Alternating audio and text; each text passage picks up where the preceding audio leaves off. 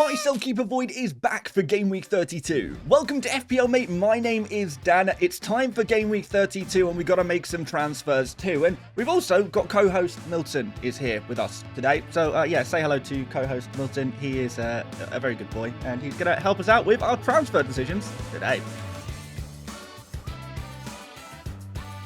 Guys, if you haven't checked out this week's episode of the Stick to FPL podcast, make sure you do. I've left a link in the description for you guys to check it out, where we have this nice long-form conversation piece all around the upcoming game weeks and a little bit about chip strategy too. But if you're new to Buy, Sell, Keep, Avoid, this is how it works. So the first part of the video, we are going to be talking about players you might already own in your FPL teams and which ones you should keep and which ones you should sell. After that, we'll be having a look at those replacement players, which players to buy and which players to avoid. Players will be tier listed with the best players on top and the worst ones towards the bottom. And we're going to start off as always with our forwards that you guys may already have in your FPL teams. And I think the top two players here are pretty straightforward keeps, but yeah, don't get me wrong, some people are genuinely selling Isak and Mateta, but we're going to throw them on the tier list anyway. Both of these players with the double game weeks this week, and both genuine captain options as well for this new game week. We can see that Isak is putting up the slightly better data with better FPL points over the past 6 game weeks too, despite only playing 4 games during this period, same as Mateta.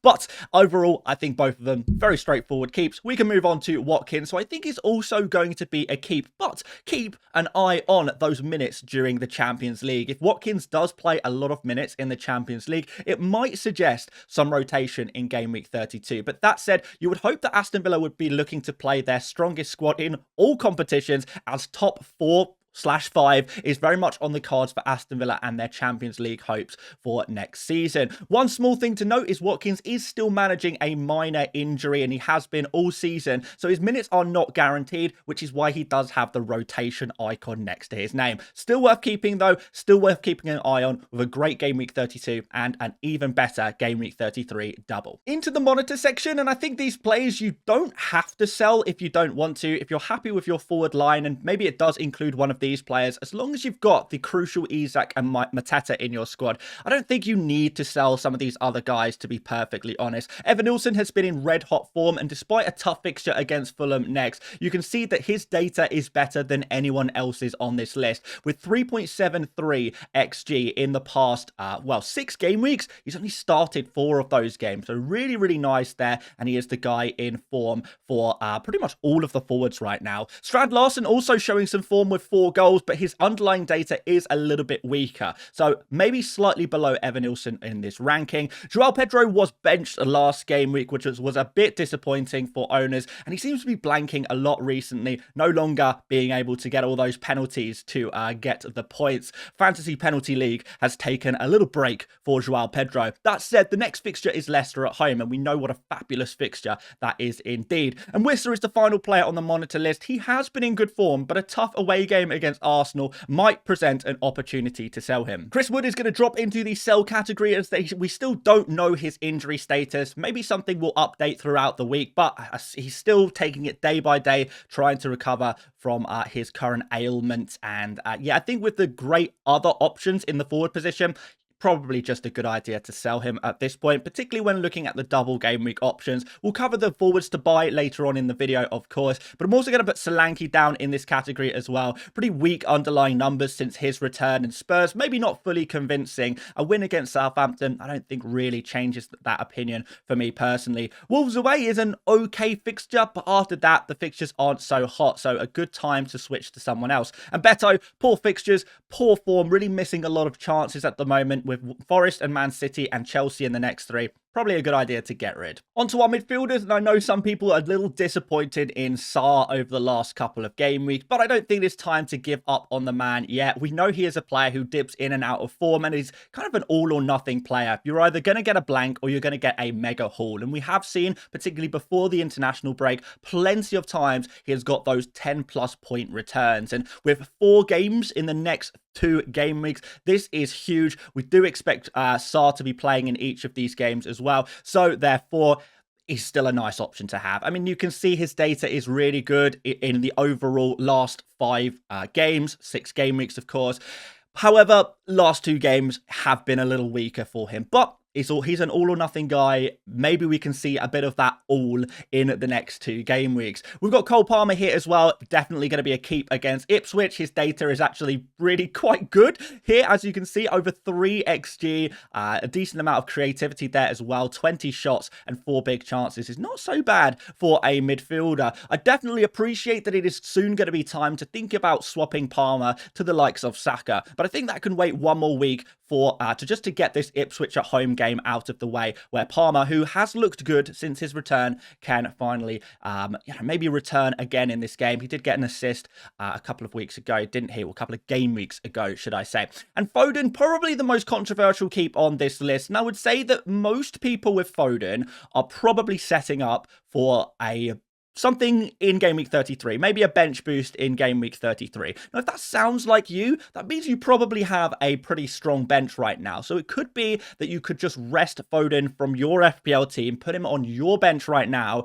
just to monitor his situation. So he is, for me, someone I would keep for 1 more week. If it still looks bad for Foden's minutes, his form, and whatever else, then at that point, you can go to Game Week 33 and maybe think, okay, now's the time. I want to switch to a Saka. I want to switch to a Aston Villa midfielder, perhaps. These are going to be your opportunities there. But for now, I think Foden is going to be a keep in your team whilst we kind of analyze what he is all about.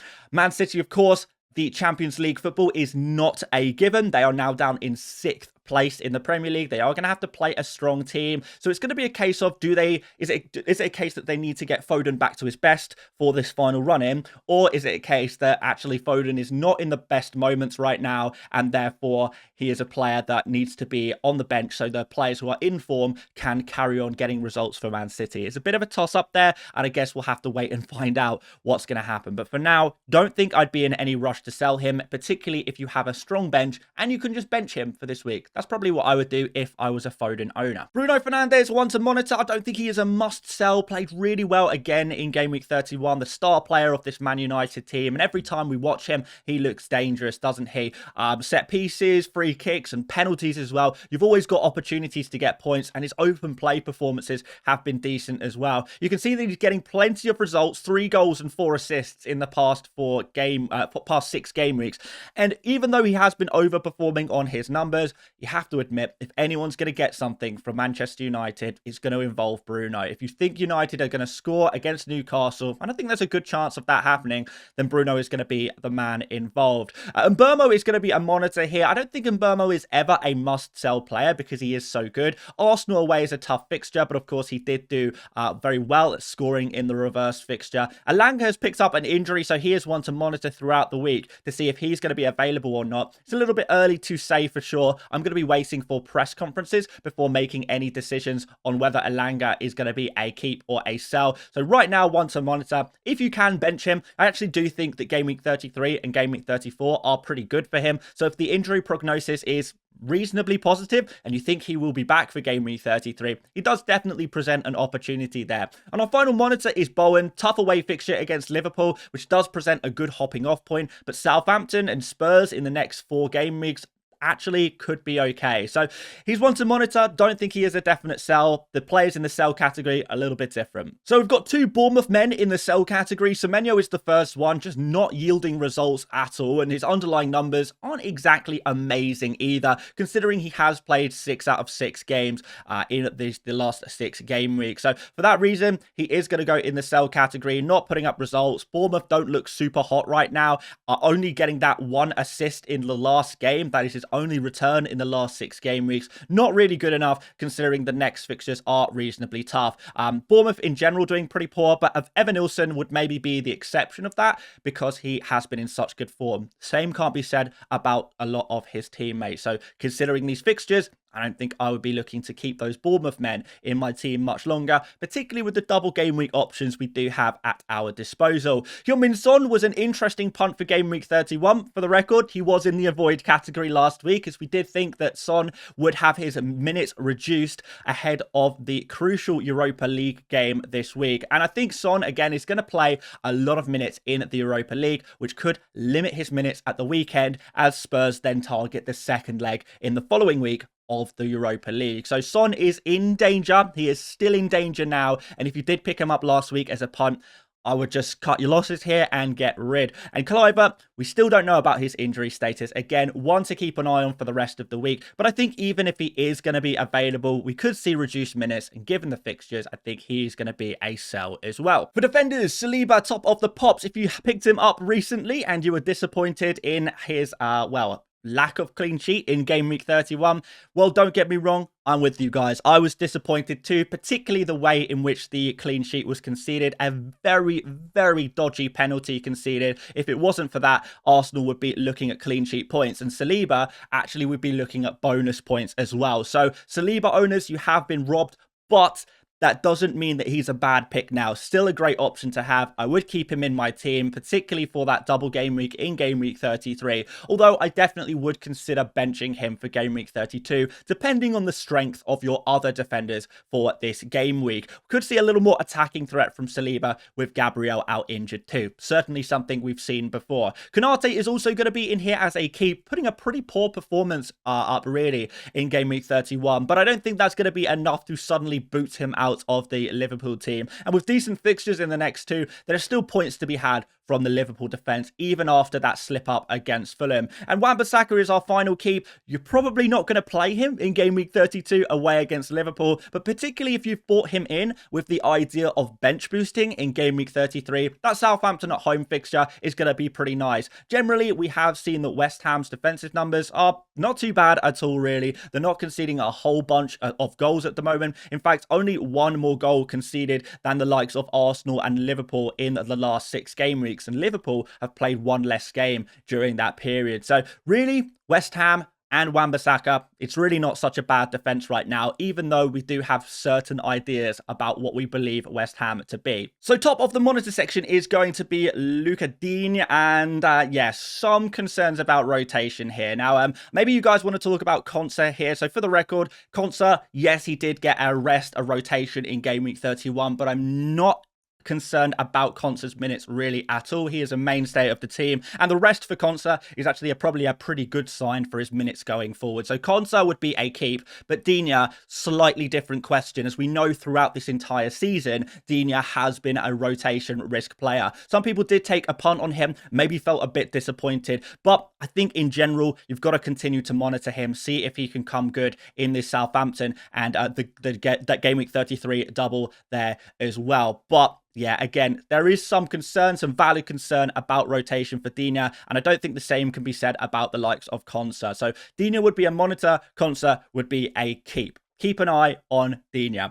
We've got Nori here next. Actually, probably one of the most unfortunate players of game week 31. We spoke about Saliba getting robbed. You could say a similar thing about Nori, as Wolves really didn't concede very many chances last game week, and Nori very involved in the attack as well. So Nori owners, you can consider yourself pretty unlucky there. I don't think he is a must-sell player really ahead of these next few game weeks, where there's actually not such bad kind of fixtures here. Spurs, Man United, Leicester. It's not all bad here, so could be a player to keep depending on your strategy. Robinson is also going to be in the monitor category. Don't think he is a must-sell player, but there is some concern about the likes of Bournemouth and Chelsea scoring against Fulham in these upcoming weeks. But generally, we see Fulham, again, a pretty decent defence in general. Southampton in 34. Depending on your strategy, Robinson could be pretty useful. Mark Gay is going to go in the monitor category, despite being suspended for the first game of game week 32. But he will be eligible to play in the second game of game week 32 and both of the double the fixtures in double game week 33. So this is a player who still has a single game week now and a double game week in 33, which is, you know, just the same as an Arsenal defender or a Man City defender or a Aston Villa defender, and no one seems to have too much of a problem with those guys, right? And that is what Mark Gahey is now.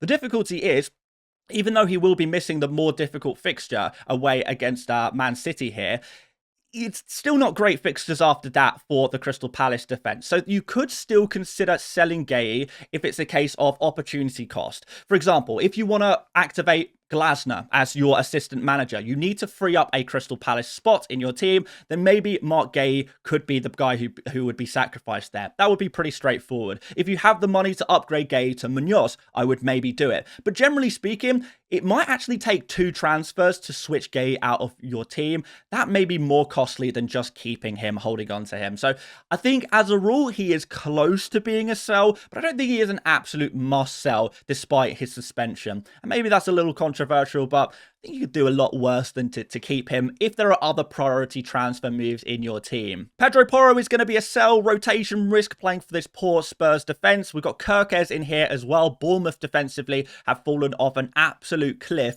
with 11 goals conceded in the past 6 game weeks. Not looking too good for them. And Mikolenko with some injury concerns, missing last week and continues to have these tough fixtures. Forest away next, Man City and Chelsea after that. He's a pretty straightforward sell as a player who will not be having any more double game weeks throughout the remainder of this season. And it's at this halfway point in the video, I ask you to please consider liking the video if you do find these videos useful. It really does help out the channel so much. Let's continue on and subscribe as well. Let's continue on after you guys have done that. Yeah. So on to buys. Isak and Mateta once again top of this list. No change here at all. Same as our keep category. So we can just glance over these guys. Maybe a quick conversation on captaincy. Isak is probably the favourite guy, but if you do really want to try something different, if you're chasing down your mini league, maybe Mateta could be a genuine option. But Isak is putting up better numbers and he has the better fixtures, both of which are at home as well. Marmoush is going to come in third here as a buy. Still consider him to be the 3rd best forward option in FPL right now. So no change in the top 3. These have been the top 3 for a couple of weeks now. No change whatsoever. Watkins is down in the monitor section. He is the only other regularly playing forward who has a double game week within the next 2 weeks. So that's why he is going to be naturally higher up on this list. But we do, again, need to keep an eye on Champions League minutes with the likes of Aston Villa and Arsenal before committing to a decision on Watkins. I still think it is probably safer to stick with Isak, Mateta and Marmoush for the upcoming week at least. Maybe reassess in game week 33. Evan Nilsson is in the monitor section. We said he has been in great form, but is he the player to buy right now? I'm not necessarily sure, considering the double game week options are always going to have a better chance than even the best single game week players. And we have got the Wolves guys here as well. Cunha back and available finally. Could he do something magical upon his return to Wolves in these good fixtures? Maybe. But again, I think we focus on the double game week players, and Cunha and Strand Larsen are going to go a little bit lower on this list. Brighton face Leicester and people are naturally going to look their direction. But Welbeck and Joao Pedro, there are some minutes concerns around both of these players, particularly Welbeck. I do think Joao Pedro is safer. And if you have Joao Pedro in your team, I would be very tempted to keep him. But would I be buying these players considering they have no double game weeks in the next 2 and even that slight chance of rotation? It really could put you behind when we look at all of these far better in form double game week attackers. Neither of these really apply to Welbeck and Joao Pedro. I don't think either of these players have been in super good form.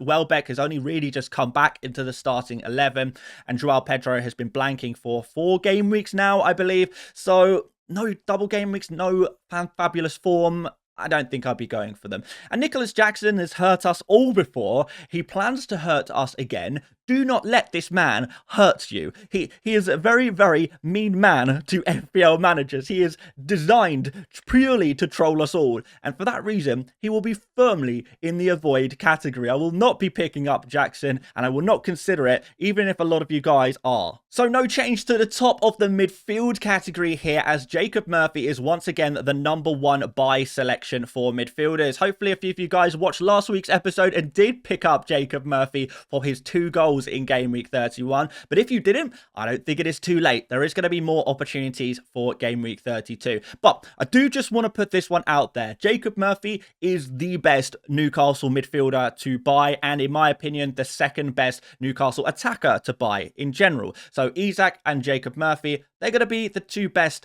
Newcastle attackers to buy for your FPL team. To me, that is pretty clear. However, I don't want to get too excited about Murphy. Yes, he did really, really well last game week where he scored twice against Leicester.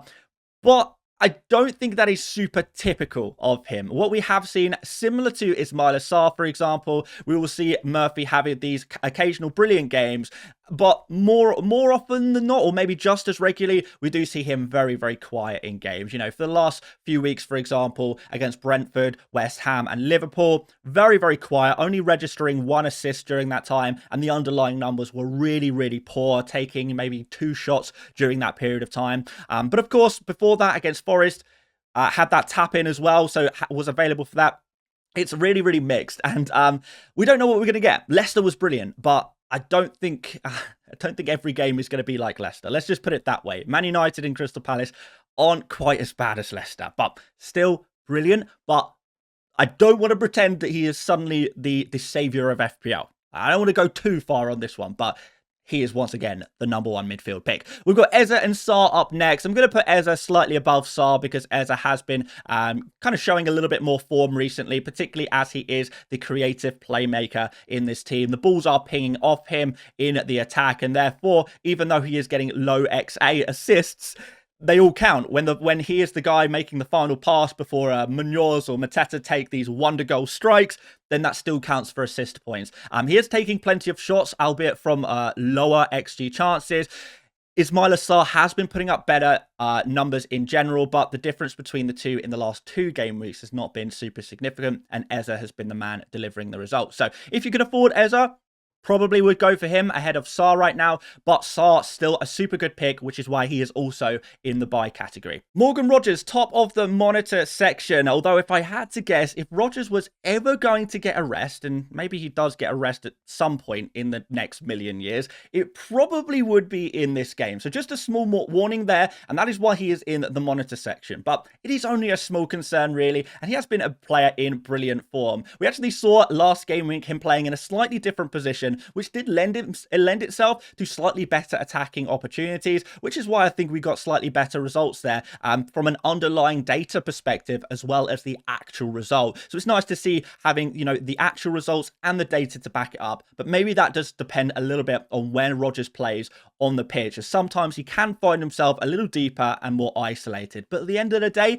he is 5.6 million. He plays Southampton in 32, double game week in 33. There is so much good going for him that he is definitely a player to consider. Saka is going to drop 1 lower. If he starts, I'm recording this before the Real Madrid game, which is going to be this evening. If he does start against Real Madrid, which I believe he will, and if he plays a lot of minutes in that game, I do think that puts him in slight danger for Brentford in game week 32. However, there's still a good chance he does play in that game, does start in that game, and if he does, could be good. Still could be pretty good for Saka. So let's see what happens there. We're going to put Saka down as a monitor with small rotation risk there, but he is going to be a buy come game week 33. I have no doubt about it. And then we've got the risky Aston Villa boys, Rashford and Asensio, probably higher upside players than Morgan Rogers, but with reduced minutes, it is a lot riskier. So if you are a very, very brave FPL manager, maybe you can go for these guys. We had a big discussion on these two and Rogers last game week, so I won't go over this too much, but in essence, Rogers is your safe pick. Rashford and Asensio are your risky big boy moves that really could pay off, but also could go tragically wrong, as maybe they did in game week 31. But Rashford, I think, was actually really unlucky, even after coming on as a substitute. I thought he was really unlucky not to score in that game. Had a brilliant 1v1 chance, which was cleared off the line by goalkeeper Sells. And there was another opportunity where Rogers could have squared it to him for Rashford to get a tap in there. So on another day, maybe Rashford does the business. I still think he is in brilliant form right now, looking super, super hot. So if you are feeling risky, definitely a player to be monitoring right now. And we're going to put 3 Newcastle boys in the avoid category, unfortunately for them. Yeah, I think they're just too unsafe generally. Well, certainly Gordon and Barnes. We know Gordon is first choice ahead of Barnes, but given that he wasn't even in the squad in game week 31, that does definitely raise some concerns. And some people may even consider selling Gordon this week if they are worried about his minutes. Barnes If Gordon is unavailable, Barnes will play both games, but I think there's a good chance that Gordon, having been in individual training, does make the second game for Game Week 32. I mean, maybe a sub appearance for the first week for Gordon and starting in Game Week 32, which means the inverse will be true for Harvey Barnes. So both of these players are risky at the moment, and I think it's probably best to play it safe, go for the cheaper guy who's been putting up better numbers, and that is Jacob Murphy. And Bruno Guimaraes, interestingly, has been a pretty popular midfielder that people are buying this week. He did score a couple of weeks ago. However, the data is super weak here. Just 2 shots and 4 key passes in 5 starts in the last 6 game weeks. It's just not good enough for me, and therefore he will be routed to the bottom of the avoid section. Defenders to buy, another category dominated by the Newcastle defenders. I think this is a good time to hop on a Newcastle defender if you're looking to buy in Game Week 32. Livramento, Burn, and Trippier. There's not really too much to split these guys. I think throughout the season, what we've seen with Livramento is that he hasn't really been super creative, and the assist in Game Week 31 was actually his first attacking return of this entire season. That said, he has created a few chances in the more recent game weeks. We are seeing a upwards trend on his creative data, which could suggest that more assists are possible. We've got Burn here, super good for your minutes and aerial threat from set pieces, although he hasn't really proven that in the Premier League this season. And Trippier, speaking of set pieces, he is the one delivering them. So if you can afford to go a little more expensive with a player like Kieran Trippier, it is definitely one to consider. You know, he is going to be taking some of the direct free kicks and those indirect free kicks that he takes, and the corners as well. There are plenty of avenues to points for Trippier, but he is a little bit more expensive, so don't make too many sacrifices elsewhere to get Trippier into your team if your team value isn't super high, because Livramento and Burn are almost just as good. Some people would even argue better, even if they were all the same price. Munoz is in the monitor section. If you have him, you definitely keep him. There's no doubt about that. But if you haven't got a Crystal Palace defender yet, do you really buy him or buy one at this stage? That's the question, because Man City away, Newcastle away, Arsenal away, and even Bournemouth are home. These games don't scream clean sheets, even for a team as good as Crystal Palace. So therefore, I don't think it is essential to have a Munoz in your team, but it could still be a very good idea. The difference between Munoz and the other Crystal Palace defensive assets is you do get attacking threat from Munoz, as we saw in Game Week 31. So there are more avenues to points, which is why if I had to get any Crystal Palace defensive player, it would be Munoz, and I would pretty much avoid everyone else. So you could go for Munoz. I still think he's a brilliant pick, but I don't think he is as essential as maybe he looked like a couple of weeks ago when there were a few more better defensive games, really, to try and get some points in that way, even though the clean sheets didn't come through in the end. Saliba, monitor, don't think you need to buy him this week. Brentford at home, it's not the best fixture for Arsenal in the world. I think you can hold off on this move one more week. Similar with Jurriën Timber, whose minutes are maybe of some concern, just coming back from an injury, and we expect him to play against Real Madrid. So again, might be a little bit early to go for Timber. Gvardiol is nestled between them. Again, another player, might be 1 week too early to go for Gvardiol if you haven't got him already. I would say he is pretty much essential in Game Week 33, but for Game Week 32, I think I would prefer to go for those Newcastle and Crystal Palace boys, to be totally honest, and maybe even an Arsenal defender ahead of Gvardiol too. And finally, in the avoid section, Cucurella, good fixture next against Ipswich. Don't think I would go there. We've got some tough fixtures coming up, no double game weeks for the rest of the season, and really from Game Week 35, the fixtures for Chelsea are pretty awful. So yeah, for a long-term pick, he's not really the one. Don't think I'd be looking for single game week short-term punts. I would focus more on the double game week players. Konate, don't think I would buy him at this point. Similar situation to the likes of Chelsea, in which we do have weaker fixtures later on in the season. And I do think if you are going to go for a Liverpool defender right now, probably look at Connor Bradley more than anyone else. Cheaper, more attacking threat. Quite like the look of him. And Milenkovic, Forest defensively looking poorer and poorer with each week. Everton is a good fixture and a good opportunity for a clean sheet, but after that, not so much. Do we really want to be looking for defensive 1 week punts with all the double game week players at our availability? Probably not. Let's whiz through goalkeepers. If you have Henderson, you keep him, of course. An extra double game week player is never a bad thing, and I wouldn't be messing around with that too much. Only exception is if you did want to pick up Glasner for your assistant manager, then I would sell a Crystal Palace defender. We've got Alisson here as well. He's been out the last 2 game weeks from concussion, but the concussion was all the way back in international duty for Brazil, and it's pretty rare for concussion to last any longer than what it has done already. So I really do think he will be back for the West Ham and Leicester fixtures, in which he should have good opportunities for clean sheets in both games. So probably not worth a transfer in the next 2 weeks. We've got Pickford as a sell, pretty straightforward, pretty poor fixtures and not exactly cheap. And Fabianski, if you are looking at a game week 32 or game week 33 bench boost, Fabianski, he has got to go. Get this non-playing goalkeeper out your team, replace him with a playing goalkeeper for your bench boost. In the buy category, we've got Pope and Raya. I think I slightly prefer the Newcastle defense this week to the Crystal Palace defense. So if you're looking for someone immediate, maybe Pope, particularly if you're bench boost 32 and not 33, as Pope not so good for a bench boost in 33. Raya, another consideration to buy if you are looking to bench boost in game week 33 instead. Avoid Henderson if you haven't got him already. Don't think I'd be looking to pick him up. And sells, we mentioned the Forest defense after game week 32. I would be worried about clean sheets, particularly with all of the other great options with double game weeks available to us. And finally, let's look at assistant managers, and Glasner and Howe are the players to go for. Well, the managers to go for. I know, it's really confusing now that managers have been added to the game. They look like players to me.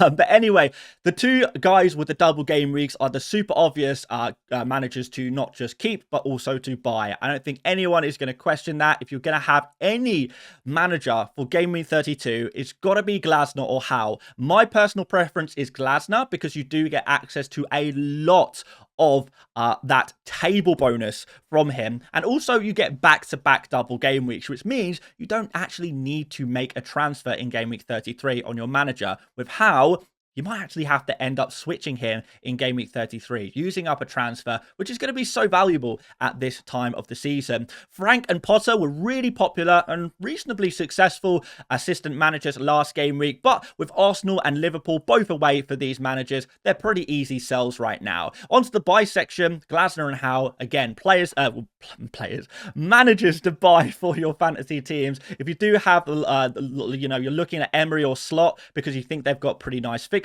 coming up next, wouldn't even touch them. Just go for the double game weeks. We know by now that assistant managers in double game weeks can go crazy, particularly with table bonus. And Emery and Slot have neither table bonus nor do they have double game week. So would not be going for those guys, even if you like the look of their fixtures. So all about Glasner and Howe for you guys on the assistant manager. And that pretty much wraps up the players I want to talk about today and the managers, of course. But if there's anyone I missed out, I didn't mention in today's video, please do let me know in the comments section. I'm really, really good at replying to comments these days. So yeah, I will kind of try and give those players a rating. Are they a buy, a sell, a keep, or an avoid? Of course, guys, like the video. If you haven't done already, subscribe if you're new. Check out the new Stick to FPL podcast episode. The link is going to be in the description for that. And I will see you for tomorrow's video. See you later, mates.